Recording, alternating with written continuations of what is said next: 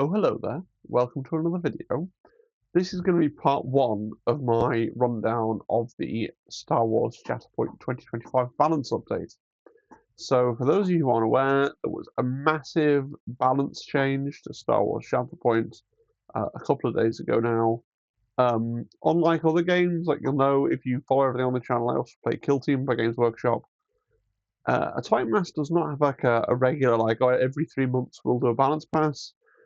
They're not even committing to this necessarily being annual, so this is a lot, and this is going to be it for a little while in terms of rebalancing. So there's a lot of changes. In this video, I'm going to go through the changes for the Separatists, the Republic, and also the Scum, and then in part two, I'm hoping to get out over the weekend, we'll cover the Empire and the Rebel Alliance. So let's get right into it with Asajj Ventress. So Asajj, one of the three primaries with the Separatist Alliance tag, and possibly the weakest.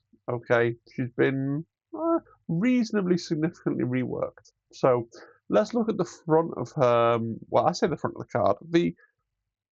The text, the abilities first of all. So she used to have this ability called Slip Away, which is on the screen there, which is quite challenging to use. So it's when another allied Dathomirian or Separatist Alliance character targets an enemy character that's engaged with one or more characters in this unit with an attack, this unit may use this ability. One character in this unit that's engaged with the target character may immediately reposition. If it does, it gains a hunker, which is powerful, but really hard to do.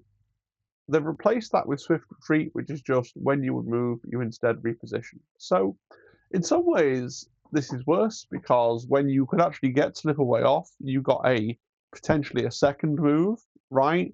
And you got a hunker, and it was out of activation movement. Whereas now it's just I can go over there and you can't block me. You can't block me by being in engagement with me and stopping me getting all the moves that I want to get. But I think it's a very powerful ability. So that's Swift Retreat. We also saw a rework to Sith Assassin. So previously, it was when a character in this unit wounds an enemy unit. After the effect is resolved, you can heal 3 times. And then if it was a primary or a secondary, you can move or jump. And if it was a primary, refresh 2 force.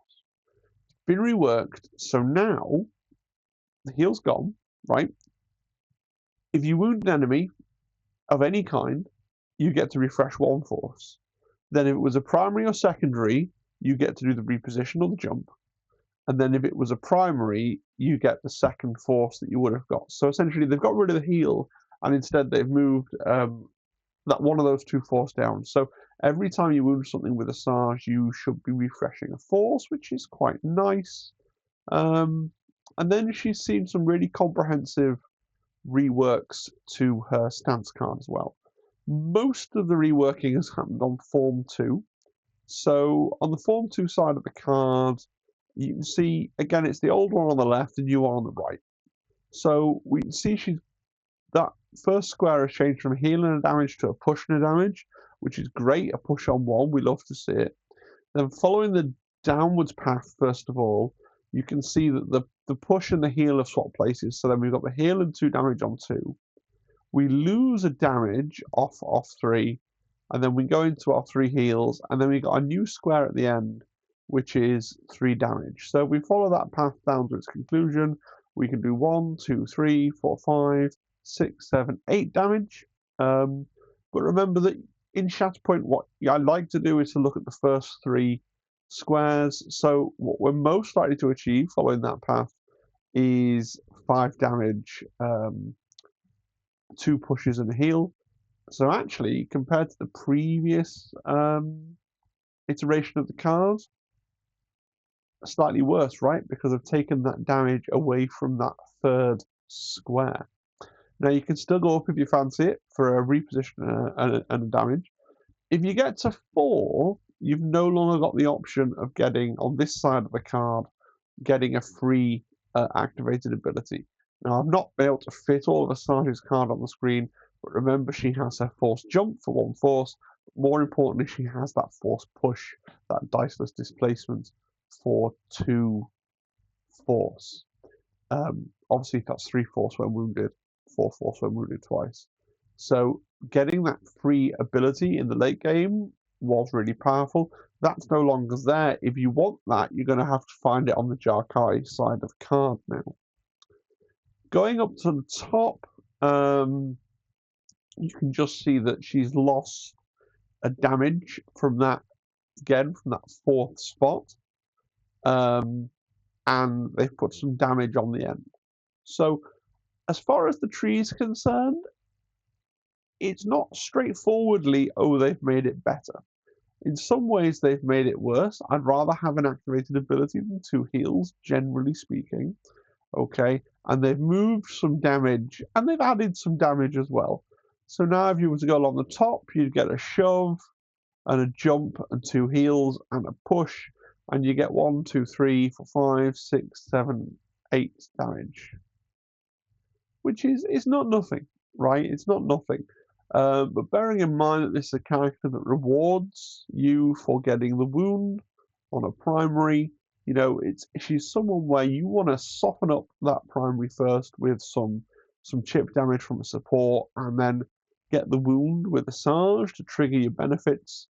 You don't want to accidentally do it the other way around, where you get someone most of the way down with your primary doing a big attack, and then finish them off with support, right? And obviously, the order deck will be your friend or foe in that regard. Now, they have buffed, and I missed this. I did a read-through of these on my live stream on Tuesday night, but I missed this because you look at the twin lightsabers there, and they look unchanged with symbols, but you have to realize that now instead of 1 to 3 being 2 crits, it's 1 to 2 being 2 crits. Instead of it being 2 crits and hit on 4, it's 2 hits and a crit on 3, and 4 or more is 3 crits, okay? And she's gained expose on the duelist training defensive expertise as well. So when somebody hits you, they can become exposed, which is interesting. It is interesting. By and large, I think I prefer her Jarkai side of the card now, though. So let's have a look at that. That one stays the same, and you've got what I consider to be quite the luxury of, you know, you can do a path for damage or a path for conditions. So you basically roll your dice, see how many hits you've got, and it's like, great, am I going to do enough to kill my target, which I've now got an extra damage possible, so I can do 2, 4, 6, 7, 8, 9, 10. So if I've rolled enough to get full tree, I can do 10, and I can count up and see how many I need. And if I'm not going to get the wound going up that way, I can go all right, and I can go up the bottom instead and get, you know, all the best conditions going, right? The other thing this side of the card has going for it is it has that activated ability. Now, the big downside here is you haven't got a push. Right, now, Asajj has a force push as one of her abilities on a card that you can pay 2 force to do a force push. So if you only need to displace one person off the point, a very common way of doing it would be to go in, swing, hope to get the free use of a force push. If it doesn't go your way and you don't get that, you go, oh well, and then you spend the 2 force to the force push, which works if you have the force to do those things. There will definitely be times when you want to be in form too, I think, because there'll definitely be times where you're like, oh, I really need to get this push, right? I don't have the force to do force push, or there's 2 people on the point, I need to force push one and then regular push the other. And so there's definitely times when you want to be in form 2 for that reason, and having the push on 1 is great because it means even if you're fighting against somebody who's really, really defensive, who's going to make it really, really hard for you to get down your tree, you're likely to get to that push. Other reasons that you might be in form 2, you might really want to try and get to that reposition on 3. It's not impossible, or possibly even the jump on 2, especially if you've either already used your force jumps, or you're short on force, or you're hoping to jump and then force jump and then force jump again. maybe because you started the turn in combat. So there are definitely reasons, either you want the mobility or you want the pushes to be in Form 2. But I feel like Jarkai is kind of the default, right? Not to mention, of course, you do also get an extra dice, an extra 10 dice in Jarkai as well. So Jarkai is the default if what you want to do is injure someone or put conditions on them, okay? And she is wanting to injure people because she's wanting to get those Sith Assassin triggers. But if what you need to do is to play the objectives, that turn to push, to move, to do something, you've got far more utility in your Form 2 tree. They have done the same, and again, I missed this on my initial read through. They have done the same sort of changes to her melee expertise, so it is much better. This really is much better. It's even better than the Form 2 expertise tree, right? So it used to be 1 to 3 was a crit and a hit. Now 1 is a crit and a hit, 2 is 2 crits and a hit, and 3 up is 2 crits, 2 hits, right? You're quite likely then to get that 2 expertise and go, great, that's 2 crits and a hit, right? That's quite good. That's quite solid. And then you've got what we love to see in the defensive tree. You've got blocks, and this is unchanged, but this is the better defensive side as well. You've got blocks and you've got crits into regular hits, which is nice. So that's a Sarge. I'll talk more at the end of this little section about what I think about Sarge. We just want to cover the other Separatist changes first. Jango Fett. So Jango Fett has been nerfed in 2 different ways, but Jango Fett was a problem. And if you're not familiar, I'll explain why he was a problem. So Jango Fett had an ability not so fast. At the start of an enemy unit's activation, if 1 or more characters in that unit are within 3 of a character in this unit may use this ability, roll 5 attack dice. The activating unit suffers a damage for each crit and hit. The problem with this is if somebody had the misfortune of activating a model that had 5 or less wounds remaining within 3 of Jango, you pay for the ability, you roll the dice. If you wounded that model, its activation ends straight away, and then you essentially get 2 activations on the row, which means that you probably take the struggle. Now, it doesn't happen that often, and it's one of those very annoying abilities where if you're playing against somebody that's pretty good at Shatterpoint and knows what Jango Fett does, they're going to fastidiously make sure that they don't run into that situation. They don't kind of let you do that. They don't activate somebody that's close to death within 3 of Jango Fett. But if you're playing against someone that doesn't know what Jango Fett does, and they do that, and then you go, oh, not so fast, I'm going to do this, oh, you're dead, oh, it's my turn now. That's a massive negative play experience for that newer player, which is really rubbish. So they've replaced that with a better, I think, a fairer ability. So now it's when the opposing player chooses to activate a unit from reserve, this unit may use this ability. 1 character in the unit may immediately dash and then make a 5 dice attack, targeting the character in the unit that was chosen to activate. So a couple of things here, right? If you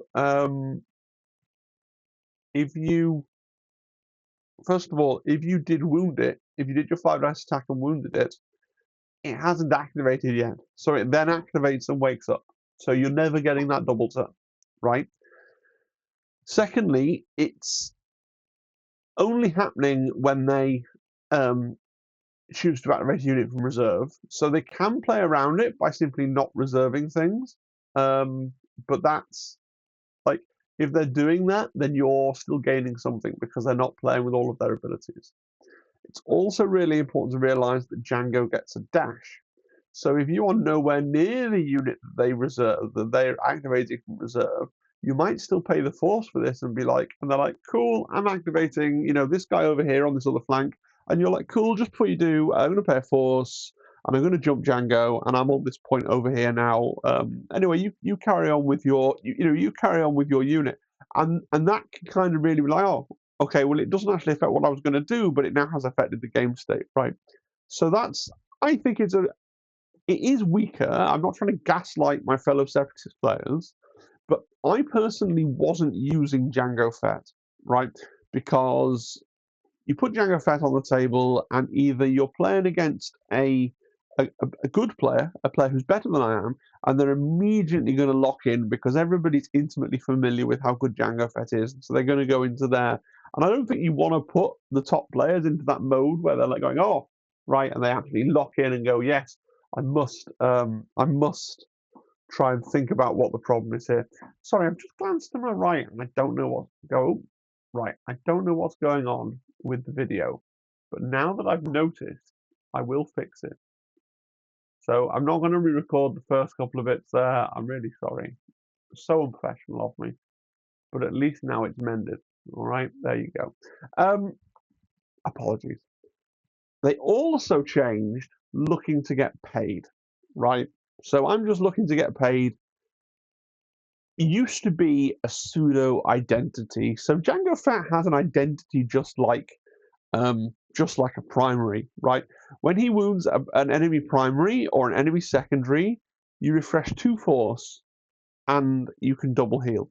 That's what it used to do. That meant, by the way, that if you were playing Jango with Cad Bane, when Jango Fett wounded a primary or a secondary, you could refresh 4 force. 4 force! It's insane. Now they've tweaked it a little bit. It's essentially still the same thing. You still get the 2 heals. You just merely get to refresh 1 force, which honestly, that's still really good. You're still getting a little bit of extra force back, and if you think of who you're typically going to take Jango Fett with, you might be taking him with Count Dooku, the guy who comes in his box, right? Who also tends to pull you back force. You might be taking him with Cad Bane, who is, the sort of one of the premier bounty hunter. If you're going off that bounty hunter synergy, and they're also regenerating force all the time. So as much as it is a nerf, and it's especially a nerf to just dropping him into other random lists, where he kind of thematically made sense, those 2 force were often overkill, and you were often struggling to actually, because you've got to spend the force to refresh it. You can't go over your initial amount of force. So I'm not mad about the Jango Fett changes, and if anything, actually, weirdly, they're going to encourage me to play Jango Fett more often. And then we got Magnas. So Magnas have been changed in 2 ways. They have lost a point of health, right down to 9 health, and then their offensive expertise. They used to have a crit on 1, and then 2 crits on 2 to 3, and then 3 crits on 4 and above. Now they have a crit on 1 to 2, a crit and a hit on 3, and 2 crits on 4 and above. It is a nerf, right? It is, and I understand and hear a lot of people who are saying, well, Separatists, the droids can get a lot of 5 dice attacks, and one of the nice things with Magnus was you 5 dice attacks could often do lots of things because you had a really good expertise tree. And it's like, yes, I understand that, right? But it's not like there aren't ways around this. Okay, so if you're playing Kalani, your 5 dice attack more often than not can become a 6 dice attack. Okay, I think they're still pretty good. They are a 3 cost support, right? I mean, yes, understood. They don't have a gun, right? And they do have the problem, right, where if you draw them first of all, you're gonna want to reserve them. Okay, you don't really want to have to play your Magna Guard until after a Separatist primary has moved to get them a bit further up the field, or after a tactical droid has got them a bit further up the field or something. You don't really want them to be your first draw. I understand that as well.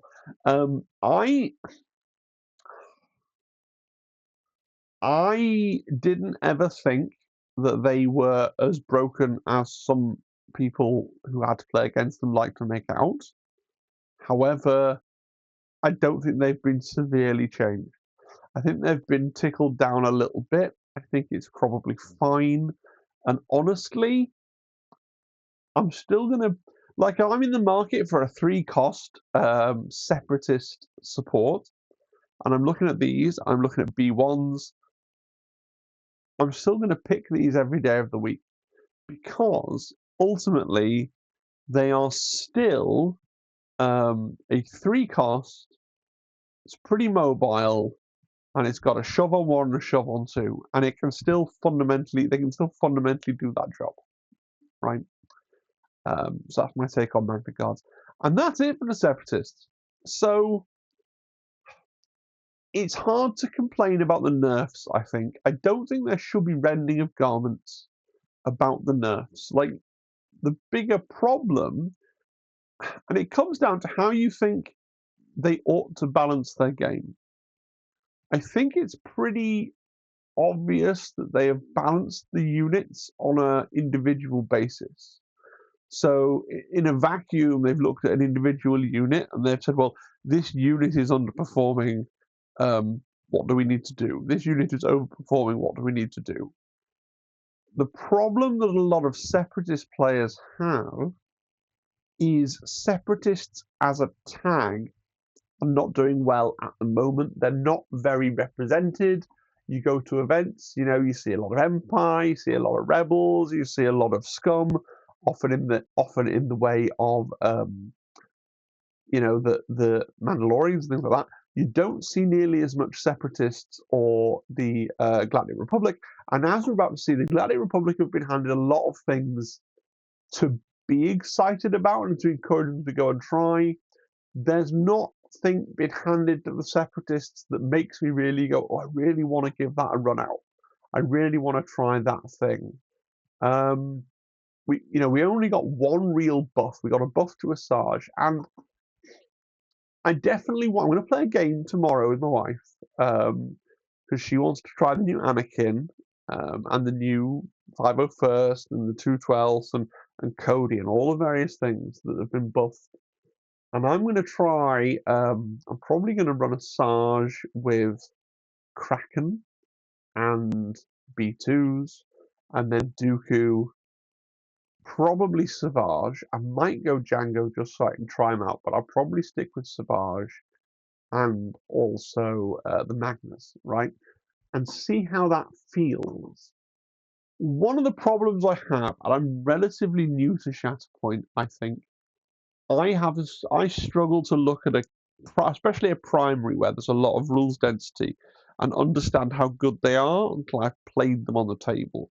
Whereas if you take like a game like Warhammer, you can often be like, well, the strength has gone from 4 to 5, or the ballistic skill has changed from 4 up to 3 up, and that's a big, heavy, obvious thing. Whereas in a Shatterpoint character, there's so many moving parts that I feel you have to play the character to understand what they're doing. Now, as far as I can see, Asajj is basically in competition with 2 other primaries in the game. Okay, you're either playing Separatists and you want to play on that Separatist tag, and then you're probably using Count Dooku, right?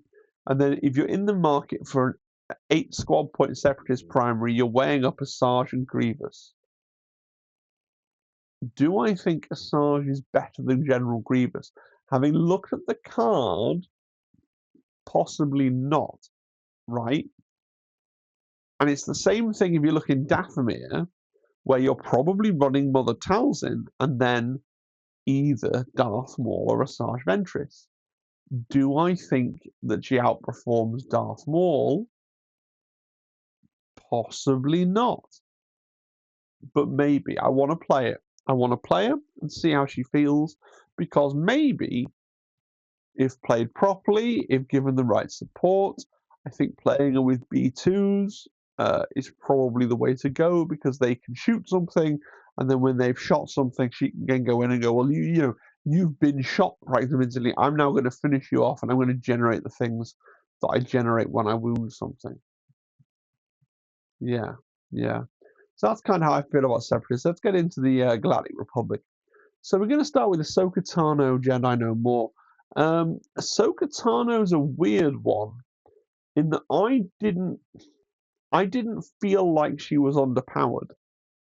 I think Ahsoka Tano is underplayed because people want a master like People want a primary like Obi-Wan Kenobi or Ki-Adi Mundi, where you look at the card and you go, all right, or Hunter, where you look at the card and you're like, oh, I understand this. I'm getting this for my clothes, or I'm getting this for my Jedi, or I'm getting this for the Bad Batch. I can see the things that I'm getting. Whereas Ahsoka Tano Jedi no more is just a Galactic Republic Force user.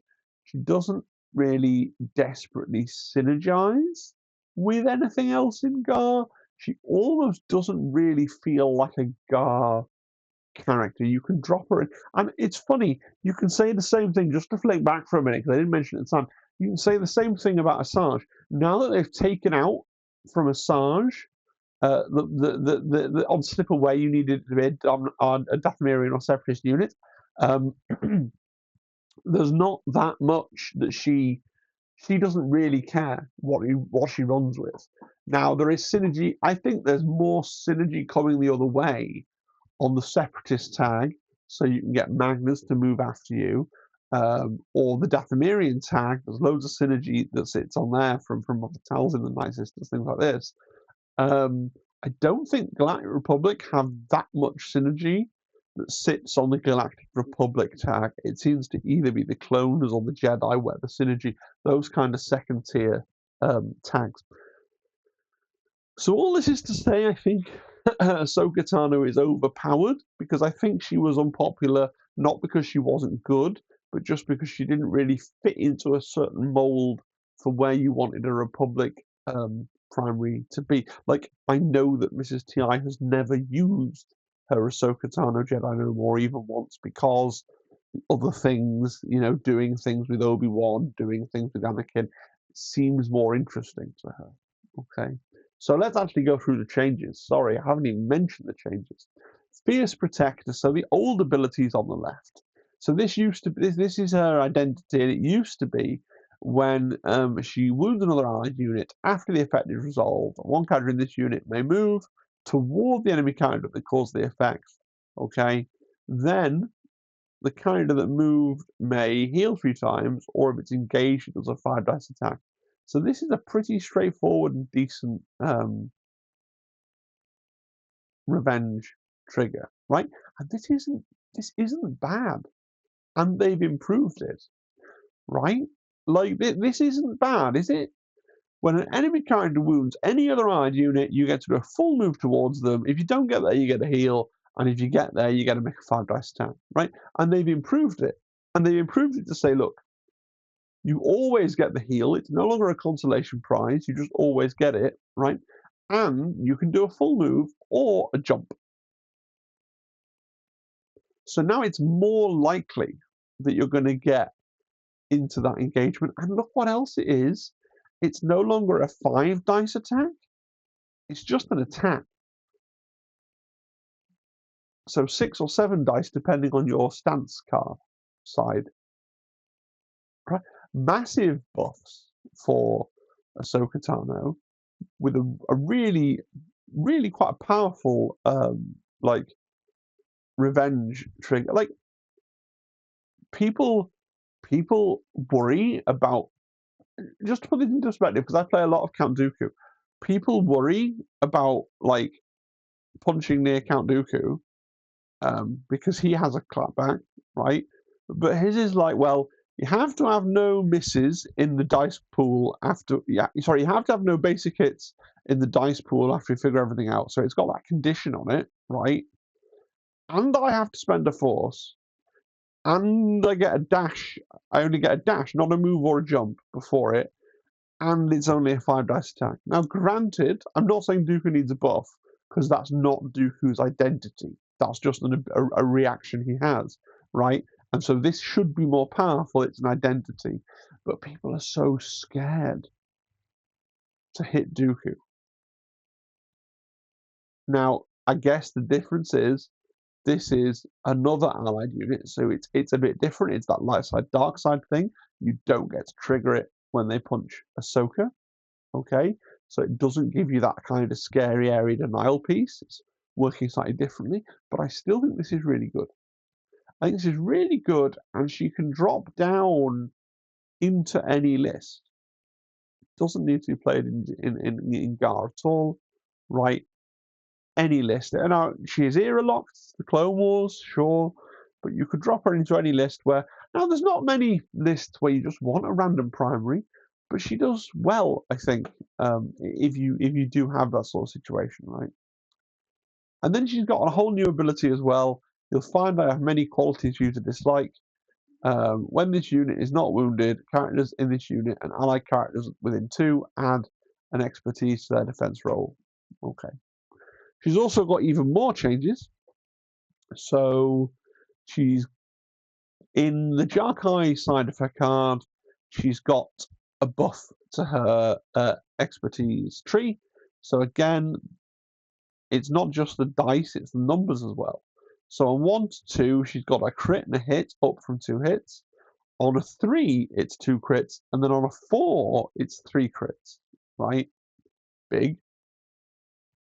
More choppy, more chance of getting down a tree. And then on the Form 5, she has got a weird slight nerf. She's got 1 less dice to ranged defense. Okay. But her lightsabers there again have gotten a massive buff, so it's gone from 1 to 3 2 hits to 1 to 2 a crit and a hit. A 3 is now 2 crits, and a 4 is 2 crits and hit. So I think Ahsoka's really, really good. I just think that people don't often have a place where they just want to drop something in that doesn't really synergize to anything and is just doing its own thing, right? But maybe these buffs will get people to try her out and play her more, and they will forego some of the synergy that they might be getting from another master to try Ahsoka Tano Jedi No More. General Anakin Skywalker, like arguably the main character of Star Wars now, because he's in everything in one form or another. And now he finally feels like the main character of Star Wars. So, okay, abilities. His reaction, I'm going to end this. It costs 2 force. Now, it used to be, after he makes combat action, he can use this ability, 1 character in this unit, and make an attack targeting one of the same enemy characters within range and line of sight. So, you've hit someone, you didn't quite kill him, you can hit him again. Cool. Now, you get to change your stance, just as a free ability for 2 force, sure. And then you can make a melee attack. They've gotten rid of the proviso that it has to be against the same character. So if you've got 2 fellas on a point, right? If you've got 2 fellas on a point, then you can just run in, slap one, spend his 2 force, slap the other, right? I also want to point out he has got reasonably easy access to a jump on his Form 5. So if there's 2 people that you can't get into range of both of them, but they're both kind of on other opposite ends of the thing, or they're just slightly further away, you can sort of hit one, hope to get the jump over to the other, or got a reposition down the bottom there, hope to get the reposition, then jump over to the other, those kinds of things. In terms of his numbers, on his Form 5 side of his card, sorry, they're both Form 5, on his Gem So side of the card, he's gained a ranged attack, Force Crush, little bit dark side there, Anakin, maybe, but sure. 1 to 2, the expertise table, well, it's not a change, it's just a new expertise table for a new ability.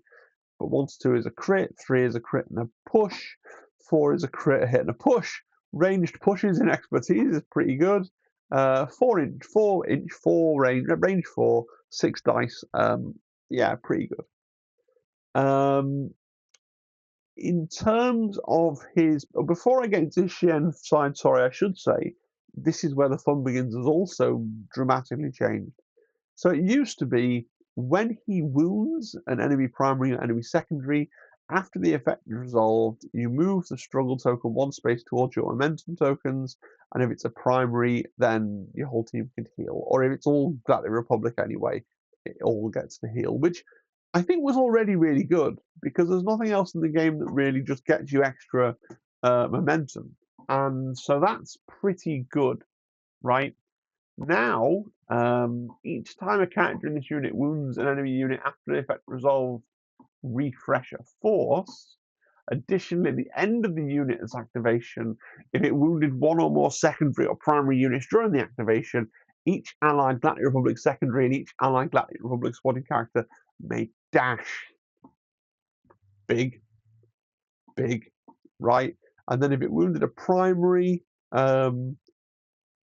that's when you get to move the struggle token. So this is one of those things where it's an interesting rebalance because it's partially a buff and partially a nerf. So you're no longer getting to move the struggle token for wounding a secondary. Yeah, which is a nerf, sure, but you're getting a global dash when you wound a secondary or a primary, and when you wound anything, even a support, you're getting a force back, right? And Anakin can be very force hungry because it's 2 force to his swing again, going up to 3 force when he's wounded, obviously. So really, really good. I think we should see a lot more Anakin on the table. I think a lot of people didn't like him previously. I think he was generally regarded as unpopular. I remember my wife took him to a tournament over in Manchester, and they were kind of like, "Oh wow, we're using Anakin. That's amazing. It's so fluffy." And they'd all kind of decided it really wasn't very good. So it's exciting to see such an important character in Star Wars be buffed to this extent. I think that's really positive. And then his Form 5 Shien, they've really messed around with this now. So the tree is very different. So you go down the bottom row first of all. He's actually lost a damage from near the start, so it's a little less front loaded. I guess they want you to be in Gemso for doing damage, right? And they felt that this was making this tree a bit too good. But he's lost the damage. It's still there. It's just been moved to the final square on the bottom row there. And then you've also got his jump has been changed to a reposition on the bottom row, which is pretty good. And then the damage on the end there that's been moved from further on. So that's pretty good. And then the top row, the sort of quite lackluster one that was just on a heal is now a jump and a damage, which is great. Then you've got a heal and 2 damage, then 2 heals, and then it's become a strain and 2 damage. So you've also got to take that along with a buff to the melee expertise tree. So with this, you're looking at having a shove on one is always powerful. You know, this is the side of your card that you want to be on if what you want to do is push people, and it's also the side of the card you want to be on if what you want to do is mobility. And whereas his Gemso side is the side that you want to be on if you want a ranged attack, or if you want to potentially like one hit a 10-point thing, right? Yeah. Anakin Skywalker looks really good now. Mace Windu. So Mace Windu, as trailed, gained a squad point, right? Big, sure, yeah. His Shatterpoint ability changed. So it used to be when you chose him to activate with your Shatterpoint card, if its active stance is the pad, it makes a focus action, and characters in each unit have impact 2 until end of turn. If it's Jedi Master, refresh 2 force, and a character in the unit can heal, right? Whereas now it's when an allied unit is chosen to activate with the Shatterpoint card, before the unit activate, resolve the effect based on this unit's stance. If it's in the pad, you can dash and make a 5-dice attack. If it's in Jedi Master, you refresh 2 force and do 3 heals. So you no longer have to Shatterpoint Mace Windu. You still can, right? If what you fancy is to do a 5-dice attack and then do your Shatterpoint, right? And that might sometimes be the play because that extra dash might just get you where you need to be, right? But more likely you Shatterpoint someone else on one side of the table, and Mace Windu can do things on this side of the table at the same time, which is pretty good. It does kind of lure you into wanting to be in the pad often, so that you get to do the cool -5 dice attack. But maybe you really want the Force, hey? And then you got Tempered Aggression. This used to be when a character in this unit makes an attack, after all the attack and defense roll dice have been rolled, you can spend any number of Force to re-roll misses. It's just been changed to when you're attacking or defending, before dice are rolled, you may spend 1 to 3 Force to add a dice for each Force spent. So a little change there.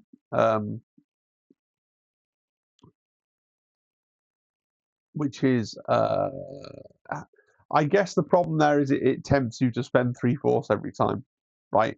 And then you run down your Force pretty quick. That's the problem with that. It's more of a gamble, whereas the Tempered Aggression was better because you could see the dice. So a slight nerf there with Tempered Aggression, I think. Then let's look at his cards. So Form 7, the pad. Big changes. So on 3 that used to be 2 damage, now it's damage and a strain. And then next one along is 2 damage with loss and disarm.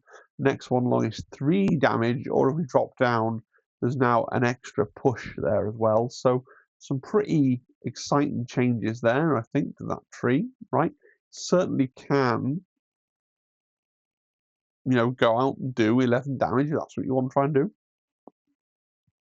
Big buffs to his lightsaber expertise in the pad as well, right? Again, you might glance at them and not see them, but it's gone from 1 to 2, 3 to 4, 5 to 1, 2 to 3, 4, which is a big deal. He has become less defensive, so he's lost some blocks from his aggressive defense, which I guess is what you would call a lore win, right? Because of who Mace Windu is and how he fights stuff. Looking at the other side of the card, much like Anakin, he's received a ranged attack Force Blast, so it's got a whole new expertise tree with a damage on 1, 2 damage on 2 to 3, and a crit damage and a pin on 4. It's a 6 dice attack at 4-inch range. It's fine, yeah. His aggressive defense has improved, right? So his aggressive defense has gotten worse. He has, much like in the other stance, he's just lost a block from each line, so he doesn't get a block straightforwardly. His lightsaber, his offensive expertise, has improved, though, in the same way. It's 1, 2 to 3, and 4 up. And then in his tree, he's just gained an extra point of damage there on 4 if you go down the bottom row.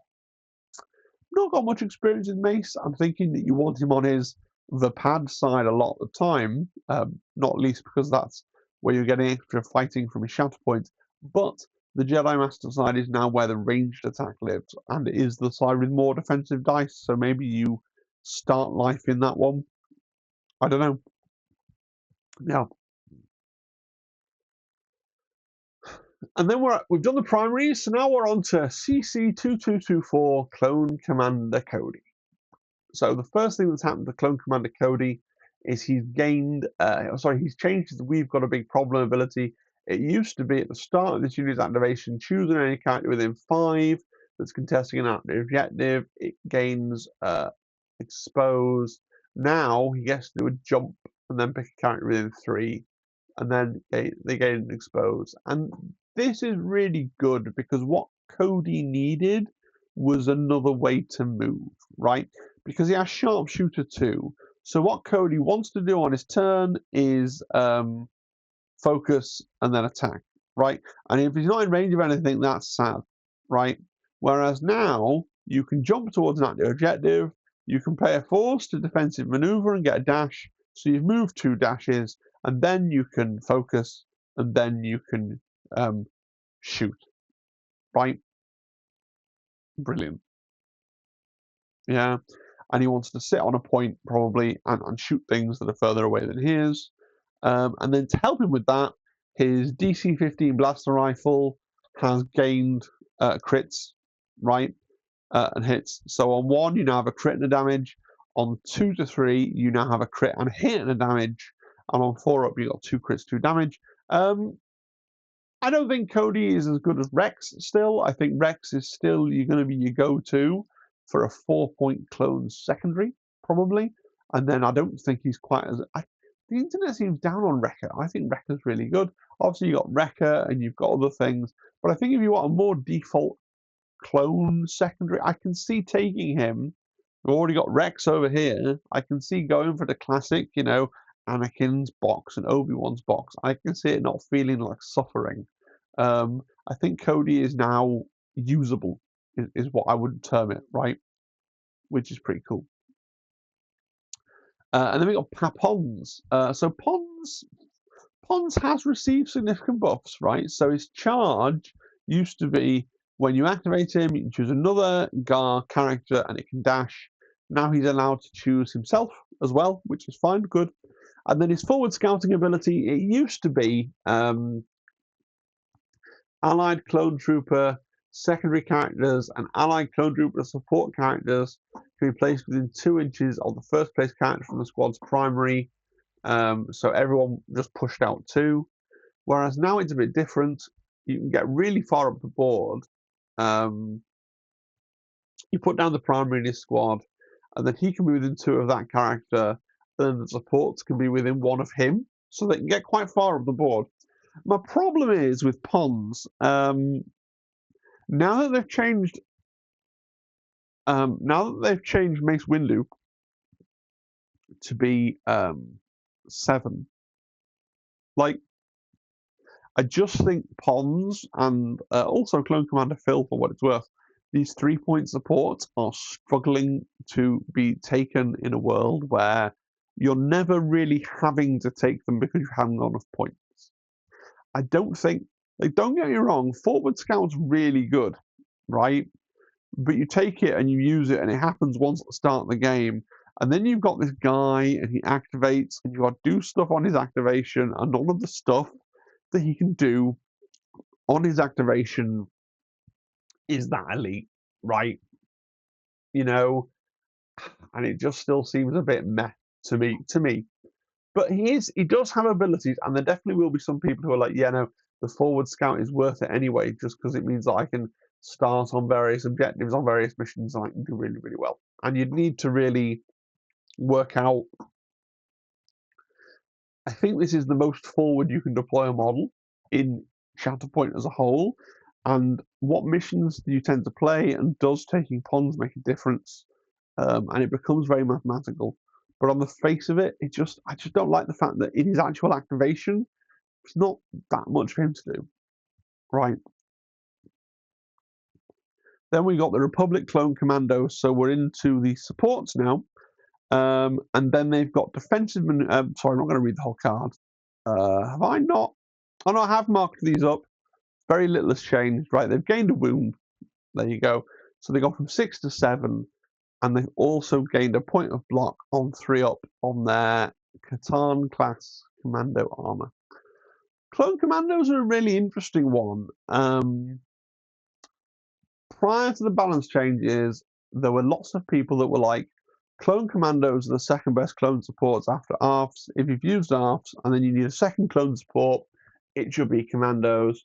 And then there are other people like my wife that really don't like them because they've got no shoves. And they still have no shoves.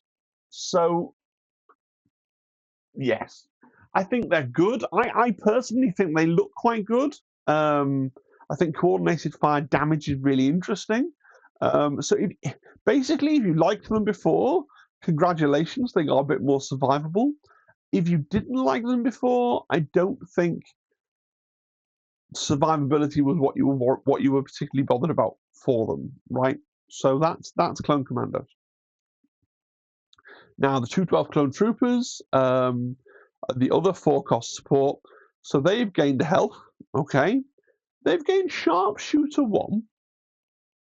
All right, and then you've got your DC-15 blaster rifle has gained. Well, it's changed quite a lot. So it used to have a damage on 1. Now it is hit to a crit. And then on 2 to 3, it used to be a crit and a damage. Now it's a crit and a hit to a crit. And then on 4 up, instead of a crit and 2 hits, it's 2 crits. And then they also got a little bit of melee stuff, which is funny. So now you've got a little bit better if you get caught having to fight, yeah. And they got a bit of a defensive dice boost as well to 5-4 instead of 4-3. Now the thing with the clone troopers, the 212s, is the tree is really short, but it contains 6 damage and expose.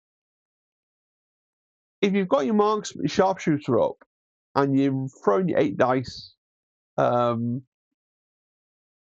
you've got a decent chance of full treeing. If you can do that twice, right, you've just done 12 damage and you've killed whatever you were shooting at. So the 212 are now better, right, in that they have something to do, right? They like Cody. They want to focus and shoot. They want to be the backline fire support clones. They've got defensive maneuver, so you can pay a force, do a dash, focus and shoot, which is nice. Often you're going to want to move. That's just the long and the short of it. Often that you're going to want to move, and there's no easy way that I can think of. If you play Republic in the comments, let me know. There's no easy way I can think of to get them that focus for free. So for me, if I was looking for a 4-point Republic support, I would probably be looking at the Clone Commandos first and the 212th second. And then we got the Mighty 501st. So they've received their subtle changes, but I think they've really put them into a good place. So yeah, they've got the extra wounds, they've got 8 wounds. They've got an extra damage, and it's at the very start of their tree, right?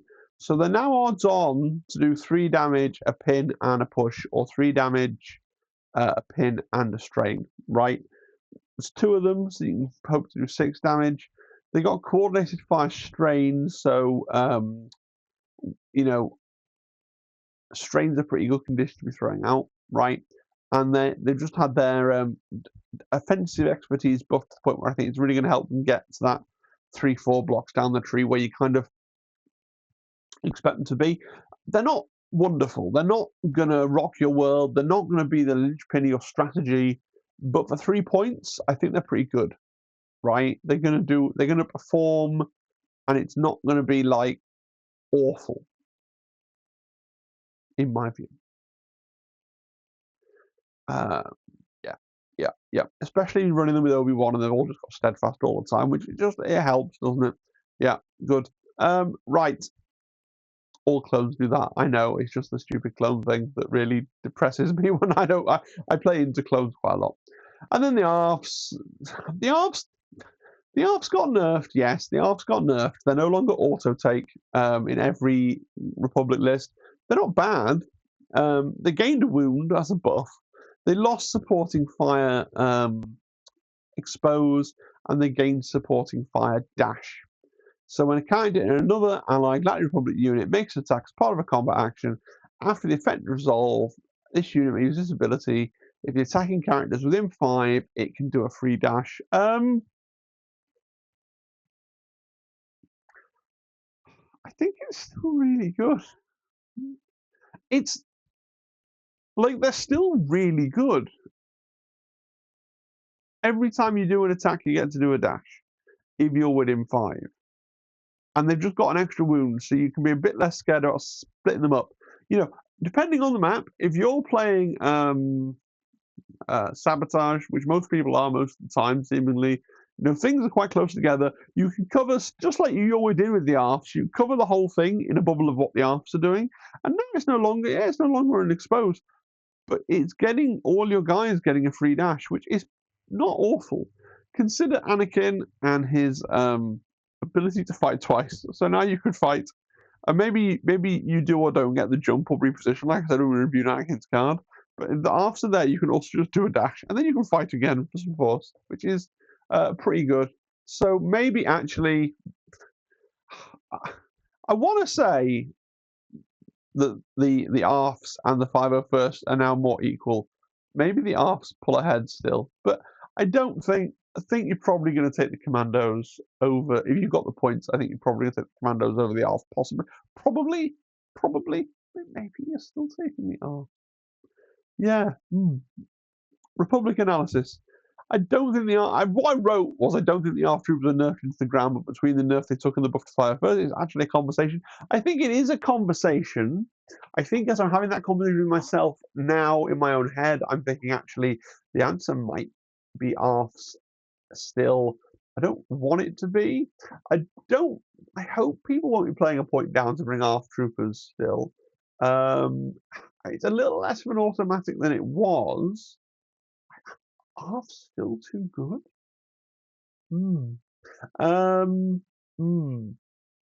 Yeah, but I still think you're no longer upset that you have to take a second clone support. Even if ARFs still are the top dog, I think you've got good options for that second slot. And I'm not a Grand Alliance player, a Republic player, right? I am not someone that's intimately familiar with all of their stuff. I think it's an interesting puzzle that they've got for themselves, working out what the best clone supports are now. I think Cody's usable. I don't think he's your first choice, but he might be your second choice, right? You know, I can see Anakin, Rex, Arts, right? Obi, Cody, Commandos. I can see that being a list, that doesn't suck. But the biggest excitement, right, and the thing that I think that Galactic Republic have that Seps really didn't get in this balance update is there's so much excitement around Anakin, Ahsoka, and Mace. If anything, Mace seems to be a bit Mace and as Anakin, I can anticipate Anakin. People weren't using him; he needed a leg up. But people weren't using Ahsoka and Mace, but people weren't using Ahsoka because they wanted stuff that tied in and did stuff with their other stuff, and people weren't using Mace because they didn't want to pay the Pons tax.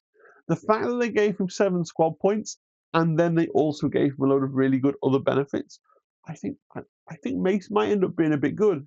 I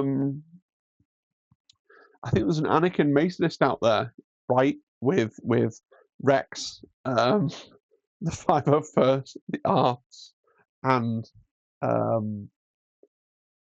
another 4-point secondary. Maybe Cody, maybe somebody else. I think that's not bad either. Yeah. And Ahsoka, man, you just drop her down anyway. If you were using Ahsoka before and enjoying her, then you hooray, right? And if you weren't using Ahsoka before, I don't think you're gonna, because you wanted your primaries to maximize those kind of synergies with your clones, then you're not going to suddenly pick her up, I don't think. But I think she's going to be one of those submarine. I think people are still going to not want to play that often. I think she's going to be one of those submarine hits that's just really good now. Right, let's get into the scum. So there's 3 things to cover over on this slide. Is all eras. Cad Bane is now playable in every era. Hondo is now playable in every era except New Republic. And the Bounty Hunters are now playable in every era. What can I say about this? I'm going to say more about this at the end, I think. Yes. Opens up a lot of thought, a lot of thinking, and is, I think, the most interesting part of the balance update. We're going to talk about that at the end now. Aura Sing. So Aura Sing, I've played with Aura Sing. I've tried to use Aura Sing. Aura Sing is frustrating because she just doesn't get her damage through, and she doesn't do anything else. Aura Sing has lost payday and now has on contract. At the end of setup, choose an allied primary unit and a tag that unit has. This unit has the chosen tag. So there's a lot to say about this. I'm going to say a lot about this at the end as well, where I'm going to talk about list building a little bit. But the long story short here is that you're looking for, I don't think you're going to want to give her Grand Alliance Republic or Separatist, because those big factions have their fill of secondaries. They don't often want to fit in a 5-point secondary who doesn't have that much, doesn't produce any synergy, only has inward synergy. Where I think that Aura's going to do really well is with the sort of micro tags like Dathomirian, right? Where suddenly it's like, well, Dathomirian's always had a problem in that there are 3 Dathomirian primaries, there is 1 Dathomirian secondary and 1 Dathomirian support. So now you can have a second full-time Dathomirian secondary that gets to heal all the time from Mother Talzin and do all the other bits and pieces. I think that's pretty good. The other thing to say is she is locked to the Clone Wars, but because of the way, it's perfectly possible for her to end up with a tag like Rebel, Empire, or whatever else she's trying to do, because she can take the tag from the primary in the other squad if you want to go down that road as well. And then in terms of her ability to actually kill stuff, they've made a few tweaks, right? So her custom sniper rifle has gained quite a lot of hits in its expertise chart. So on a 1, it's now getting 2 hits and a damage instead of just a damage. On a 2 to 3, it's got an extra hit in there. And then on a 4-up, an extra damage, which is pretty nice. And then custom blaster pistols, so her combat attack has gotten buffed as well. So on a 1, it's 2 hits. On a 2, it's a crit and hit. On a 3, it's 2 crits, so a little buff there. Her defensive expertise has also been really improved because they've now added on 1 to 2, she's getting a dash. On 3, she's getting a full reposition. So she's extremely mobile. She already had hit and run that made her pretty mobile, but she's extremely mobile, right? If you swing at her and you don't manage to kill her, she's getting out of there, right? Then on her damage tree, so they've put an extra damage at the end of the long run. So if you manage to full tree, there's your little reward there, is you can now do 1, 2, 3, 4, 5, 6, 7, 8, 9 damage up from 8, but of course it's 9. And if your dice are really on fire with your expertise tree down there, you can actually do 10, 11, 12, 13, which is pretty good, right? Pretty good. Interesting thing that you can do with Aura Sing that's not that relevant to your life, but if you really wanted to, you could run her in a squad and have the other squad be led by Cassian Andor, who has an ability that when you Shatterpoint, rebels can have Sharpshooter 2, so you could give Aura Sing Sharpshooter 2. So if she's Shatterpointed on a team with Andor, you could then have 7 plus 1 for focus, 8 plus 2 for Sharpshooter 2, 9, 10 dice. Then if you get Expendable Distraction off, 11, 12, 13 dice. And then you could also take IG-88, right, and use his ability to buff bounty hunter attacks with 3 more dice. So you could potentially set up a list that was like, on the Shatterpoint turn, Aura Sing just rolls, I think it's like 16 dice, or maybe 14 dice. It's not good. It's just sort of a stupid thing I felt like mentioning. I don't actually think that trying to synergize her with Cassian Andor is the best use of her or of on contract, especially since you then also have to be like, well, I'm running her, and then I also want to run this other 5-point bounty hunter support. And what's the rest of my list actually doing? But it is a thing you can try and do if you want to have fun, if you're a fun haver, right? We'll talk more about order and list building at the end. Guam. Man, Guam used to be a joke. I used to literally, I would occasionally just DM like one of my regular Shatterpoint play partners with the phrase, "What is Guam for?" Because I like scoundrels and I like the grey cards. I think they're super interesting. I don't actually often play them, but I think they're super interesting for like list building and theory crafting. You're like, what is Guam for? So Guam has gained 2 changes to the wordy side of his card.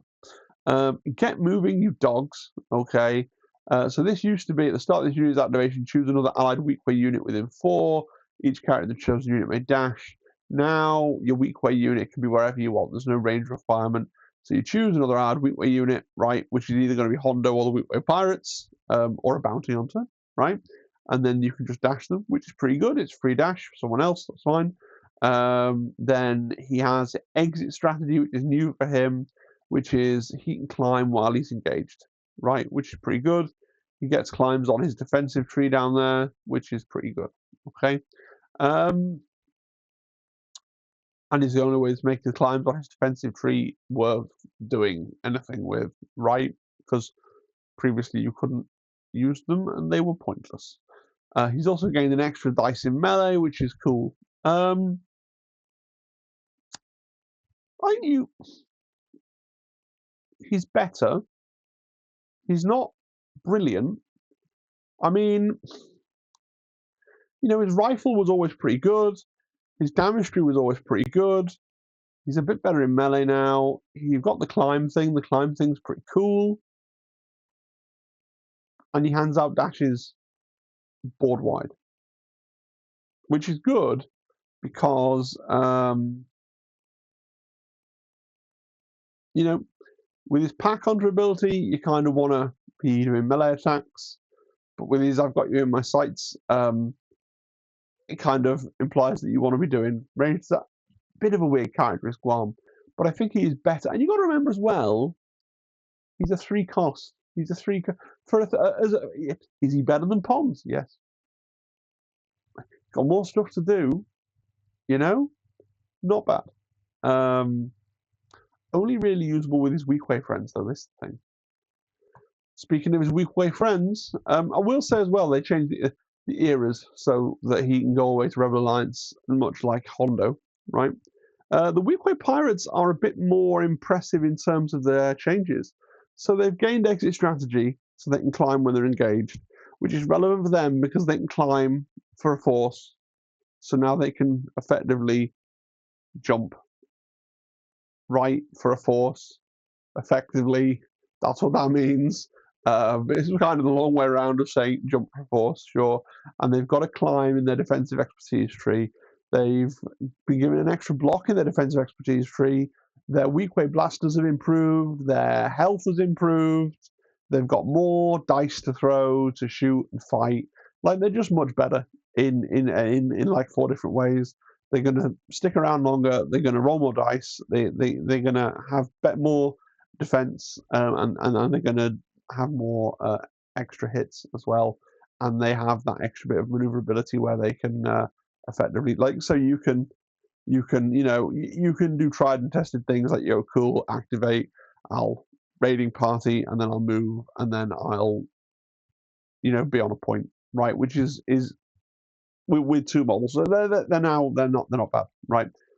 And then it's going to depend on your synergy. Obviously, taking with Hondo, taking with Guam, you're getting synergies off Scoundrel and Weakway and all this other stuff. I think they're good. I think they're pretty solid, right? So Scum analysis. So CAD changing era. CAD changing era is really exciting for bounty hunter players. If you want to play bounty hunters as bounty hunters, you can go CAD IG88 bounty hunters. So essentially, you're taking IG88, the 5-point secondary, and swapping out for Orasing, who I don't think you want to play in an all bounty hunters list necessarily. And then you got Mando, Bosk, and IG11. I think that's a fun list. A lot of people. So problems with that list. A lot of people are down on IG11 because he's a one-man band, and they don't like the fact that he can be removed early with his explosion. So people will tell you to take Han and Chewie in it for the money in that slot instead, which might be the right call, right? I'd want to play it. I'd want to play it first with IG11, see what I felt, and then maybe swap him out for Han and Chewie. The only other thing is, it almost seems like a shame to not get Dengar in there as well somewhere. Like IG88 and Bosk also both have good buffs and good synergy for bounty hunters. Um, Dengar does let you reserve for free, but whenever you wound anything with anybody in this list, you are regenerating 2 force from CAD. So, are you going to be hurting for force? I think this is just the list. And so, you could run this before, but you were stuck taking Django or Aura instead of IG88. So essentially what they've said is now you can take IG88 is what this boils down to. I think that's pretty good.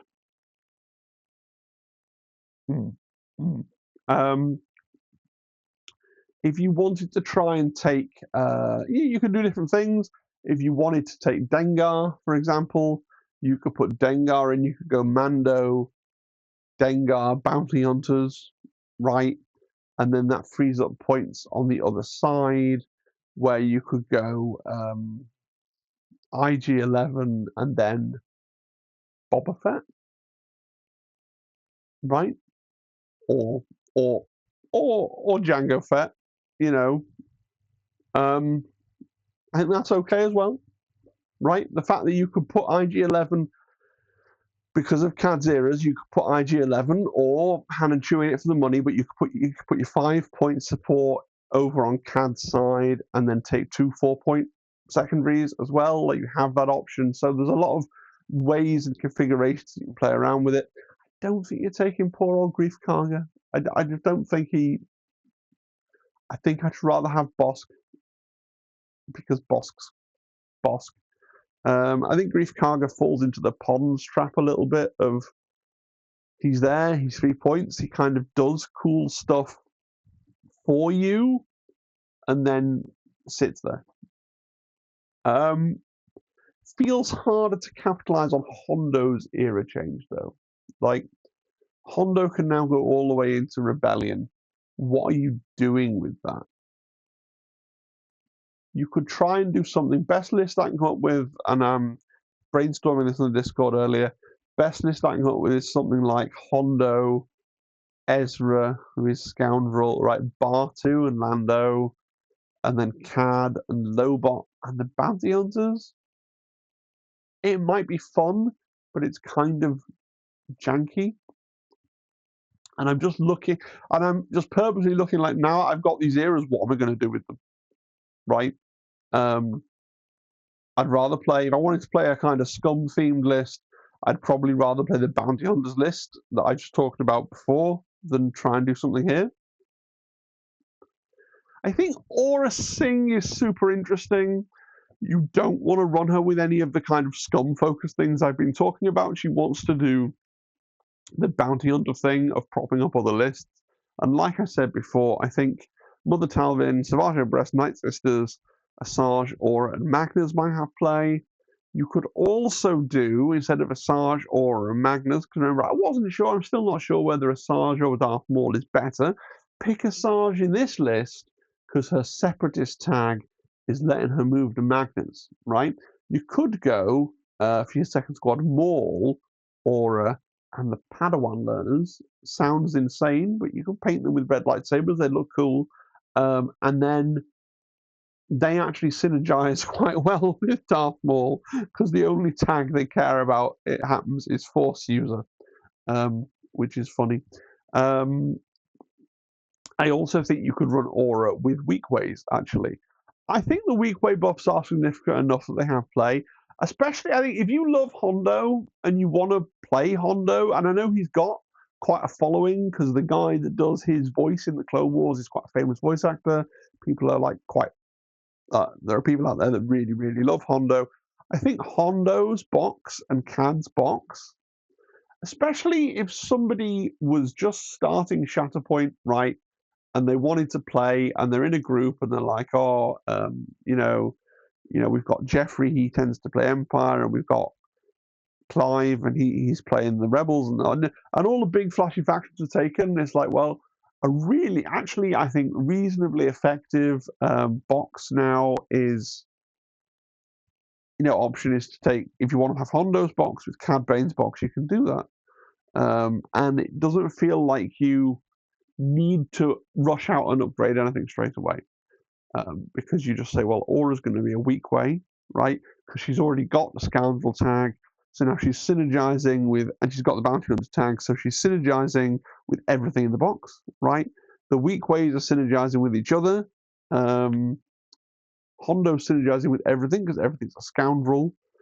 Cad, yeah, he's making everyone refresh 1 force. When his squad Bounty Hunter side kills something, they refresh 2 force. Hondo's giving you force refresh as well, I think.